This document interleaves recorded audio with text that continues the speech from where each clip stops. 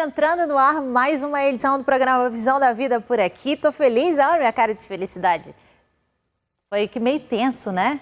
Semana passada a gente falava assim, é porque amanhã a gente vai ter um novo presidente, amanhã a gente vai ter um novo presidente, hoje nós já temos um novo presidente. Eu quero aqui parabenizar o presidente eleito democraticamente no Brasil, Jair Messias Bolsonaro, com os meus sinceros votos de que sejam 4 anos de muita prosperidade para o nosso país, que o nosso presidente consiga, através da sua equipe e através do povo brasileiro que se mobilizou por ele, construir um novo tempo na nossa história. Estamos carecidos disso. Então fica aqui o registro de toda a equipe do programa Visão da Vida, os nossos parabéns ao nosso novo presidente. E é claro que, como temos um novo presidente que vai assumir em janeiro, nossa pauta hoje tinha que ser política. Hoje nós vamos falar de política. Hoje eu quase não vou falar, porque hoje eu tenho um time aqui comigo no meu sofá que dá até medo de você falar perto dos meninos. Meninos, porque essa tia que vos fala é a tia, ela é a mais velha aqui hoje, nesse local. Vai vendo. Ah, falar nisso também tem que dar um recado para vocês que estão me perguntando. Carla, já tá grávida há um tempão, o que tem aí nessa barriga? É um menino, uma menina? É uma menina. A Esther vai ganhar uma irmã. Lá vem aí, então, Heleninha. Helena vai nascer aí entre março e abril do ano que vem. Você já pode começar a mandar as suas doações de fralda para cá, ok? A produção guarda para mim, né, produção? Porque, enfim, né? Tô aceitando. Mas vem aí a Heleninha. Vou ali agora pro meu sofá conversar com os meus convidados de hoje. Brincadeiras à parte. É brincadeira, mas também é muita verdade. São realmente muito entendidos de política, muito entendidos do que falam. São realmente novos, são realmente jovens e estão de forma heróica construindo, escrevendo uma nova página na história do país. A gente ainda vai ouvir falar muito deles. Acredito que a geração das minhas filhas vai ouvir falar deles. Depende daquela história, né, que a gente fala sempre aqui. Depende de quem vai escrever o livro de história. Mas, se for um historiador assim, cara neutro, que sabe reconhecer quem fez história, o nome desses meninos vai estar lá, tenho certeza disso. Vou pro meu sofá, vou apresentar eles para vocês. Tenho aqui, tá chique, viu, gente, esse sofá hoje. O sofá tá chique, tá cheio de celebridades aqui hoje. Estou recebendo aqui pela primeira vez ele que também vai tomar posse em janeiro, em fevereiro. O meu é em março. Março? Março. Já tem fevereiro, não tem? Federal? Tem, alguns... Né? Então, os senadores em fevereiro e em janeiro o presidente e em março ele, Arthur Melo Duval, mamãe falei, que foi eleito deputado estadual aqui pelo estado de São Paulo aos 32 anos de idade. Eu sou 38, eu já ia me colocar numa idade muito avançada, porque eu falei que eu era mais velha daqui, né? Aos 32 anos de idade, eleito deputado estadual pelo estado de São Paulo, o segundo mais votado do estado, com quase 500 mil de votos, seguido aí da Janaína Pascoal, foi a mais bem votada do estado aos 38 anos de idade. Se isso não é feito histórico, eu não sei o que é. Seja bem-vindo, meus parabéns. Obrigado. Valeu. Na verdade, assim, o que surpreende a gente não é nem a quantidade de votos só minha, mas do pessoal que entrou muita gente com votos de opinião. Isso é muito bacana. Então, a renovação está acontecendo de fato. Isso é muito legal. E pesquisando a vida dos nossos convidados, vi que você é formado em engenharia química. Isso. Eu estudei engenharia química, na verdade, mas eu saí antes de terminar. Mas você vê que não tem nada a ver com política. Tem nada a ver com política. Tem nada a ver. Isso quer dizer que política está na nossa gente, vida. está na tem nossa jeito. vida e a gente interfere tem que se diretamente no dia a dia de todo mundo, seja lá o que você faz. E é importante que a gente saiba pelo menos um mínimo ali, pelo menos no ano eleitoral, para a gente escolher direito quem vai nos representar. É verdade. E nos demais anos para a gente fiscalizar, né? Porque escolhe e fica lá. Daqui 4 anos, você votou em quem? Menino, sabe que eu não... Né? É isso mesmo. Isso rola demais. Bom, tenho aqui, ele não estou conhecendo hoje, ele já conheci porque já recebi aqui no programa numa outra oportunidade que foi bom demais, que é o Fernando Holliday. Ele é vereador aqui na cidade de São Paulo, assumiu no ano passado, tem 22 anos de idade. Tem 22 anos de idade, ok? Também do DEM, teve 48.055 votos. Eu esqueci o nome da sua mãe, queria falar o nome dela, que a gente falou dela, Dona Maria. Eu fiquei com medo de falar Dona Maria e tipo falou, Dona Maria, porque não lembro o nome, mas era, né? Dona Maria. Sabe aquele negócio, filha da Dona Maria, que você não lembra o nome. Não, mas né? E a gente falou dela com tanto carinho. Beijo pra Dona Maria. Fernando, que bom receber você de novo aqui. O prazer é todo meu, Carla. E completando nosso time hoje aqui no sofá, ele foi eleito deputado federal, ele sim vai tomar posse em fevereiro. Kim Kataguiri, ele também do DEM, quarto mais votado do estado, também aos 22 anos de idade. Ele é ex-colunista da Folha de São Paulo, que isso eu quero falar sobre isso, ex-colunista da Folha. Aos 19 anos, no ano de 2015, foi citado pela revista Time como um dos jovens mais influentes do mundo naquela data. Gente, eu estou falando de história. E uma coisa interessante que eu li a seu respeito. Ai, meu Deus. Filho de metalúrgico do ABC paulista. Na verdade, filho de metalúrgico do interior. Do interior. Do interior. Ok. É porque o pessoal confunde, porque eu comecei a fazer a Universidade Federal lá no ABC, e aí depois saí. Okay. Estudante de Direito, assim como o Fernando. Também, seja bem-vindo, prazer conhecê-lo, deputado. Muito obrigado, prazer é meu. Deputado só em fevereiro. Já o povo já te escolheu como tal. Olha, hoje estou sentindo falta aqui do Carmelo. É verdade, né? Carmelo que veio com o Fernando da outra vez. O Carmelo no MBL lá no Ceará, que o Carmelo encerrou a jornada patriótica agora no segundo turno e começou uma jornada amorosa nas redes sociais agora, porque é hamburgueria, é sorveteria.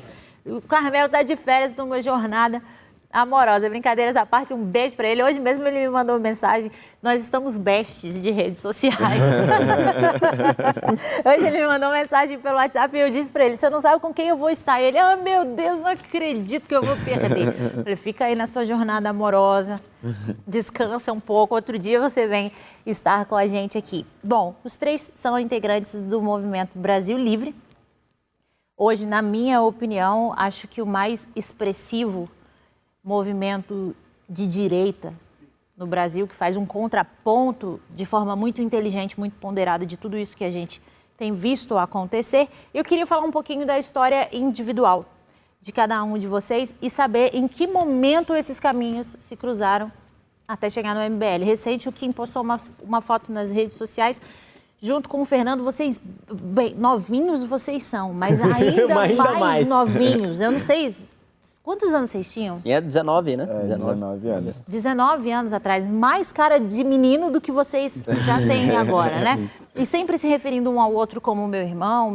O que os uniu? A vida ou a política? Ou as coisas se misturaram? Bom, a história política, começa né? com o Kim aí, né? Na verdade, o MBL foi fundado no dia 1º de novembro de 2015.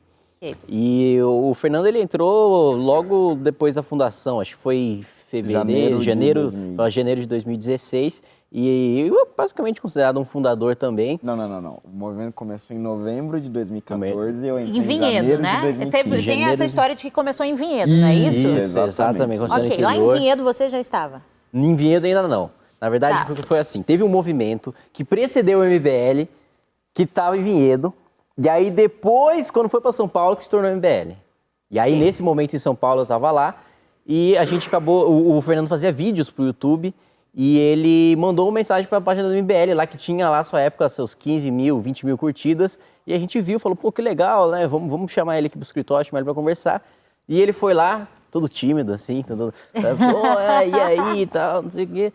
E a gente acabou gostando, ele entrou pro movimento, começou a fazer vídeos também. Eu também já tinha começado mais ou menos como ele, né? Começando a fazer vídeo no YouTube, contestando professor em sala de aula e tal.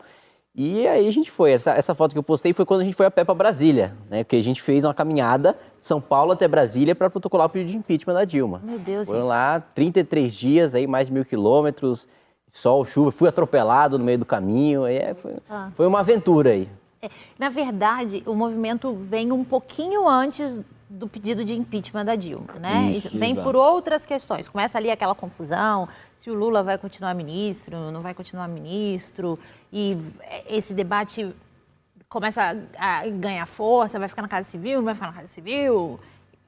e Lava Jato e todas essas confusões vindo à tona, e aí no impeachment, de fato, o movimento, então, ganha essa voz aí nessa caminhada para Brasília, 33 dias. 33 dá para dias. ficar amigo ou dá para matar, ou dá para ficar inimigo mortal. 33 dias andando, caminhando junto. Debaixo né? do sol, você realmente, assim, é uma experiência que você fica louco no meio do caminho. Eu posso Você precisa- imaginar. Você precisa passar um tempo depois sabático, assim, pra você, estou voltando aqui à vida em sociedade, porque é um negócio Eu posso tenso. imaginar. Agora, o movimento hoje tem uma amplitude muito maior, num espaço muito curto de tempo.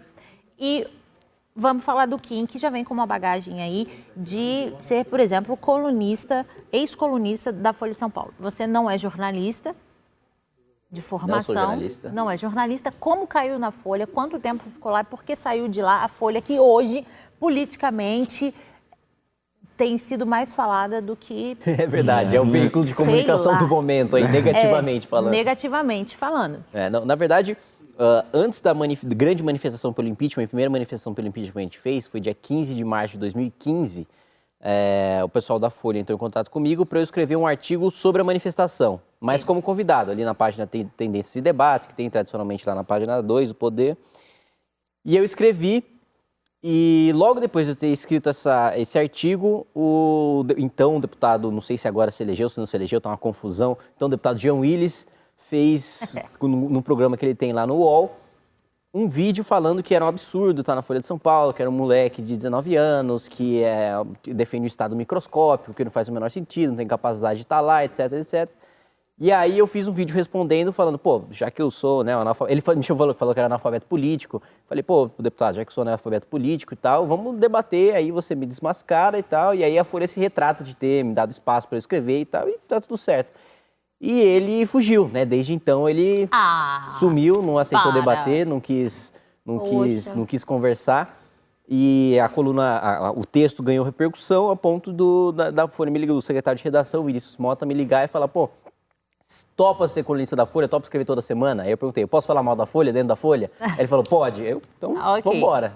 Fiquei lá durante o ano e a Folha tem essa política de demitir aqueles que disputam eleição, né, no ano eleitoral, porque assim, legalmente falando, né, você não pode trabalhar em concessão, em rádio, televisão, em jornal você poderia trabalhar, mas é a política da Folha que os políticos podem escrever. Então, saiu o Caiado, saiu o Aécio, todo mundo que disputou a eleição esse ano saiu do jornal. Entendi. Bom, eu venho para o Fernando agora com a seguinte pergunta. O movimento, o MBL, é um movimento apartidário. Porém, vocês três fazem parte do mesmo partido político. E você foi o primeiro eleito, ou estou errada? O primeiro. Os três aqui. Dos três aqui, você foi o primeiro. Antes de você, um dos dois, Arthur ou quem disputaram a eleição? Nunca. Nunca Primeira antes, eleição. né? Primeira eleição. Por quê? Na verdade, a gente costuma dizer que o movimento ele é suprapartidário, né? Porque ele acaba tendo pessoas em todos os partidos que eu digo, exceto os de esquerda. Então, tem pessoas no Democratas, no PSDB, no PR, MDB, etc. E o que une todas essas pessoas em torno do movimento é justamente esse ideal liberal, esse ideal conservador. E o movimento ele procurou, a partir de 2016, de fato, entrar para a política institucional, né? Nós já nascemos como um movimento político. As manifestações foram um movimento político, o processo de impeachment foi um movimento político, mas a política institucional, isso é, fazer a coisa acontecer, de fato, só é possível se a gente estiver dentro de um partido político.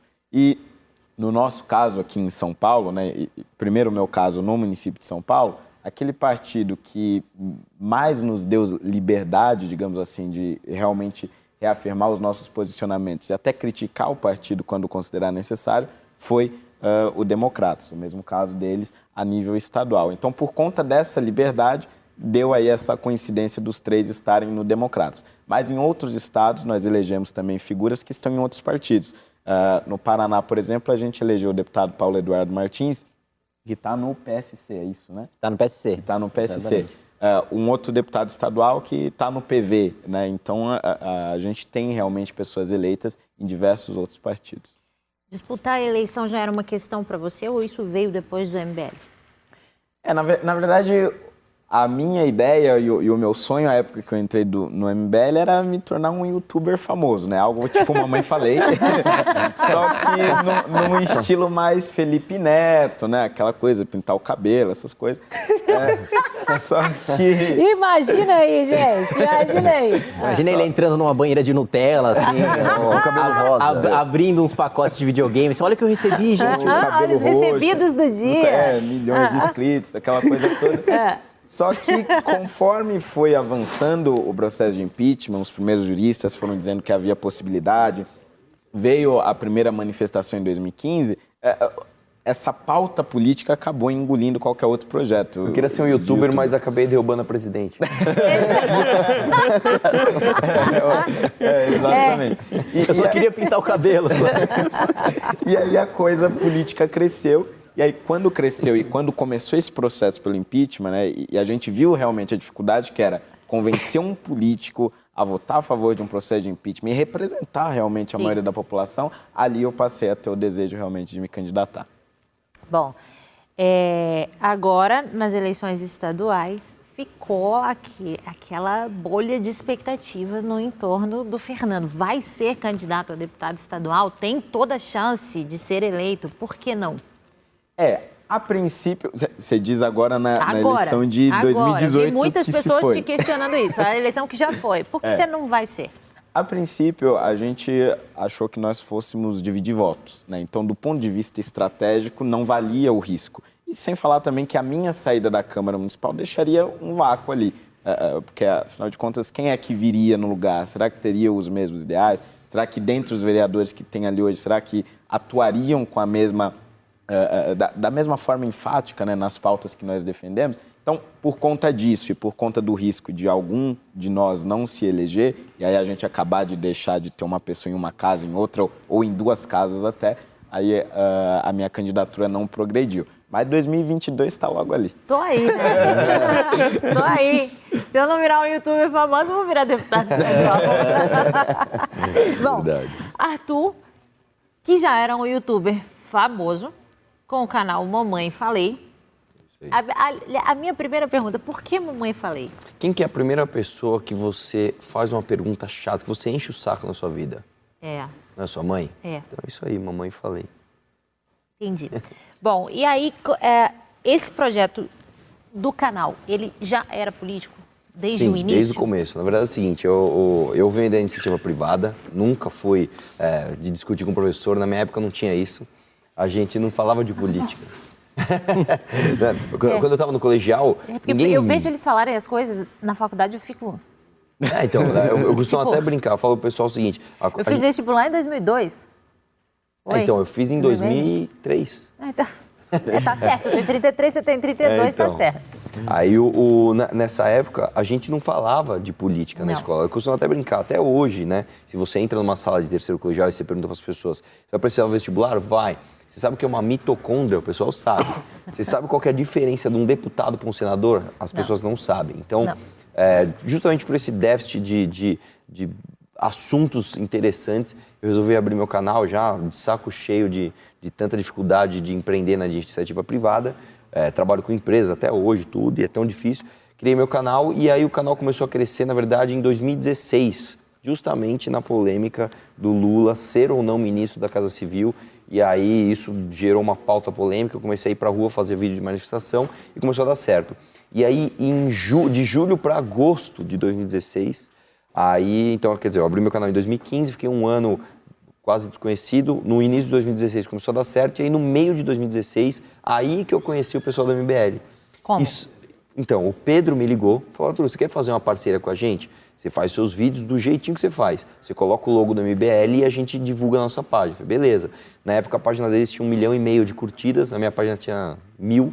E, nossa, maravilha. Tudo que eu quero. Tudo que eu quero. Comecei a fazer, começou a dar tipo o Felipe Neto compartilhando o vídeo dele. É tipo isso. E aí começou a dar super certo. E aí, olha só, deles eu só me aproximei depois das Olimpíadas, né? Então, assim, a gente passou a conviver mais ali, sei lá, em setembro, de 2016, por aí, que aí já estava próximo da campanha do Holiday, etc. Então, aí que a gente começou a se aproximar mais. Então, são duas histórias paralelas que se juntaram na frente. Muito legal. E existe uma questão que, para mim, é bem interessante, porque apesar do consenso do que é majoritário numa discussão política, acredito que haja divergências também entre vocês. Vocês, movimento, não vocês três, né? Vocês, movimento. Afinal de contas, vocês estão hoje como movimento MBL representados em quase todo o país, em quase todos os estados do país, né? Até mandar um beijo pro pessoal lá do MBL, no meu estado, no Espírito Santo, pro Estevão. Beijo, que estão fazendo um trabalho muito legal lá agora, começando, engatinhando, de formiguinha, mas um trabalho muito, muito bem feito. E a democracia se estabelece também nos pequenos grupos, né? Então, é muito democrático esse papo de era melhor eu continuar como vereador, 2020 está logo ali, a gente fez essa projeção, será que a gente vai dividir voto? E se eu me ausentar, quem vai ocupar minha cadeira?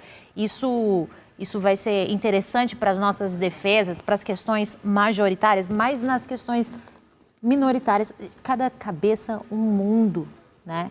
E falando de pessoas tão novas, uma projeção de possibilidades gigante diante dos olhos. É um movimento novo que começa a nascer no Brasil a partir de vocês. Como, então, que se estabelece a democracia quando as ideias são divergentes dentro de um projeto maior, onde todo mundo está unido? Acho que a gente primeiro concorda no fundamental, né? Concordando numa diretriz inicial e tendo princípios básicos que todo mundo concorda, o liberalismo econômico, a segurança jurídica, o Estado democrático de direito, a própria democracia em si. Todos os anos a gente se reúne aliás, aproveitar o espaço, que todos os anos a gente se reúne no nosso Congresso Nacional. Sim. E dia 23 e 24 de novembro teremos o nosso Congresso Nacional do MBL de 2018. Que já está... Que já está esgotado, mas se tudo der certo, estamos trabalhando para que abra mais um lotezinho, assim, mais uns 50, 100 ingressos. Olha aí, e aí ó, tem você que está querendo no dia 23 única, e 24. Lá, por enquanto, está confirmado, se não me engano, é a professora Janaína Pascoal, vai falar sobre segurança pública, o Paulo Guedes também vai falar sobre economia, o Danilo Gentili falando sobre imprensa, Carlos Andreasa falando sobre imprensa também, aí diversas figuras aí, com certeza eu cometi alguma injustiça aqui, porque alguém está confirmado e eu não lembrei. Tem uma pessoa que eu não vou falar, que a gente está insistindo para ir, mas eu não vou falar aqui no programa.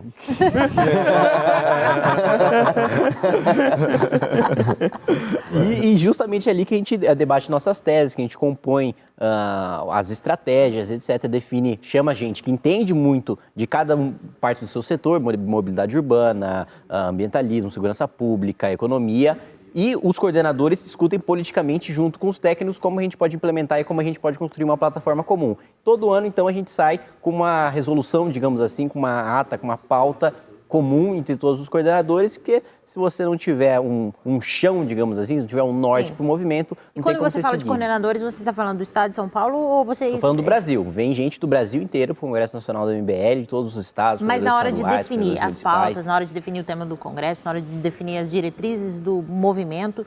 Todo mundo conversa, todo mundo dialoga. É a reunião do quebra-pau. Exatamente. É isso. Exato. Eu traduziu em bom português. Exatamente. Então, quaisquer divergências que a gente tem ali ao longo do ano. Não, mas será que a gente deveria realmente ter feito isso? Será que a gente deveria realmente ter defendido essa pauta? Ou por que não defendemos tal pauta? Então, todas essas, digamos, incongruências ali, todas essas discordâncias são colocadas no Congresso. No caso do Congresso esse ano, o primeiro dia 23, no caso, 23. Né? Vai ser mais focado para militância, então a gente vai ter ali workshops, a gente vai discutir mais essas questões internas, né, de alinhamento do movimento. E que acho bacana, porque quando você diz assim, alinhar a militância, porque essa palavra militância, ela ficou muito colada na esquerda, né? Parece que a esquerda milita e o resto vegeta. Exatamente. O resto é um povo alienado. E ficou também com um tom pejorativo, porque como ficou muito ligado à esquerda, e a esquerda basicamente trata a própria militância como gado, né? Basicamente, essa aqui é a diretriz, todo mundo segue. Então, criou um negócio pejorativo. Mas um militante é um cara ativo, é um cara que opina, é um cara que debate, e é assim que ele é tratado aos congressos nacionais. Mas, diga-se, apesar dos quebra-paus, à noite o pessoal toma chopp, se abraça, tá tudo certo. No final tá todo mundo amigo. Agora, Falar nisso, aí a gente vê, a gente pondera, será que isso foi legal, que a gente fez, que a gente não fez? Vou falar de 2 publicações que você fez nas suas redes sociais a respeito da presidência da República. Quando o Jair Bolsonaro foi ao Jornal Nacional, naquela sabatina com William Bonner, que você colocou lá como os 7-1, de lá para cá, você postou assim no seu Twitter: a entrevista de Jair Bolsonaro foi espetacular.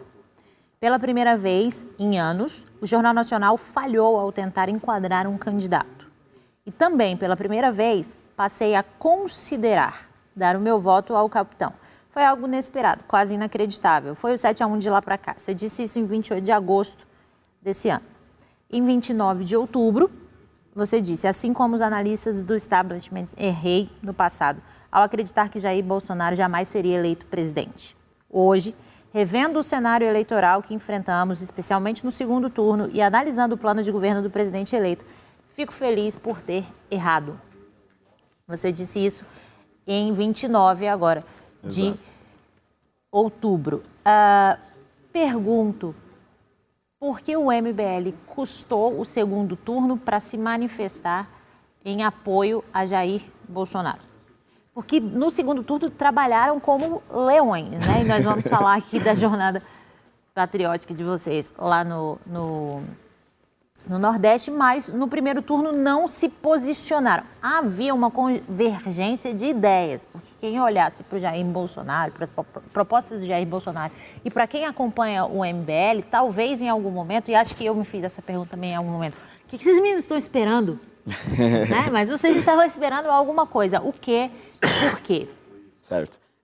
Bom, aí primeiro, acho que algumas discordâncias haviam, né, principalmente algumas discordâncias do ponto de vista econômico. Até a vinda do Paulo Guedes para a campanha de Jair Bolsonaro, havia ali muitos boatos sobre o fato dele ter um histórico realmente estatizante, de defesa de um Estado grande, e não levar à frente reformas liberais que a gente defendia e defende ainda, inclusive a própria reforma da Previdência. O Kim pode falar mais sobre isso depois. Além desse aspecto econômico, o Jair vinha de uma série de declarações realmente polêmicas. E que, para alguém que quer ocupar o cargo da presidência da República, não era, digamos, adequadas. Só que, ao longo desse processo, principalmente nesse ano, acredito, ele foi evoluindo muito nesse sentido. O Paulo Guedes passou realmente a ter um espaço muito maior na campanha. As declarações dele começaram a ser muito mais centradas e muito mais presidenciáveis, digamos, nesse sentido. E ele passou a atacar aquilo que realmente era necessário. E esse meu elogio a ele na sabatina do Jornal Nacional foi realmente por isso. Porque ele foi sincero e sereno nos momentos que precisava ser, portanto presidenciável no momento em que isso foi exigido, e foi contundente nos momentos em que isso também foi exigido. Quer dizer, ele não foi a velha política que sempre fazia aquele jogo ali de dar volta nas perguntas, etc. Ao mesmo tempo também não foi um completo irresponsável. Então, a partir dali, essa aproximação se tornou cada vez mais possível. E isso, aliado ao cenário eleitoral, que já no primeiro turno, né, já ali se afunilava para Jair Bolsonaro e Fernando Haddad, fez com que nós fôssemos cada vez mais defensores dessa candidatura ainda no finalzinho do primeiro turno. E não critico, porque o movimento suprapartidário, como você colocou aqui, como o de vocês, realmente num momento como esse, e acho que ímpar na história do país, tem que ter muita cautela ao abraçar alguém. Concordo com isso, concordo com essa cautela. Olha, a gente vai, né, fazer um intervalo comercial. Estava até esquecendo que faz comercial. Então tá, a gente vai fazer um intervalo comercial, volta já, porque na volta quero falar sobre os vídeos do Mamãe Falei, daquelas manifestações em que ele aparecia lá como uma pessoa qualquer, com o celular na mão, filmando e fazendo perguntas para os militantes de esquerda que sabiam pra caramba responder tudo que ele estava perguntando. A gente volta daqui a pouco.